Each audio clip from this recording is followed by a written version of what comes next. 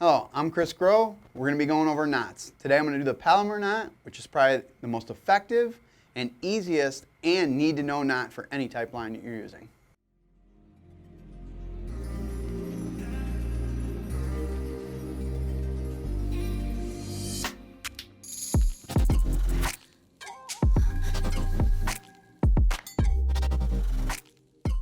So the first step is definitely to identify what line you're going to be using.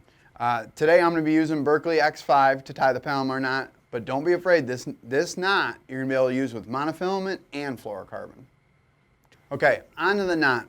Like I said before, it's a very simple knot. I'm going to take this slow here for you guys. Basically, take my fusion hook, I'm going to thread it through. I like to use a lot of line here in the beginning. Simple, thread through the line. Then I'm going to double back.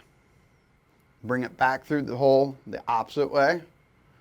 Make sure to use quite a bit of line.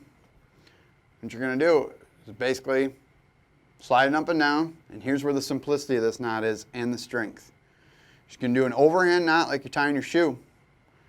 Take the loop, drop it through the hole. Simple. I have this hole left over. Now I'm going to take my hook, bait, whatever it be, I'm going to drop it back through the hole. Now I have all this line here, grab it, everything, kind of bring it up, and here's where the key is. Always like to wet a knot, you don't want to burn it. So I'm going to wet this knot, I'm going to snug everything together, and right there, boom. You have basically the strongest knot, simplest knot for braid, fluorocarbon, and monofilament, the Palomar knot.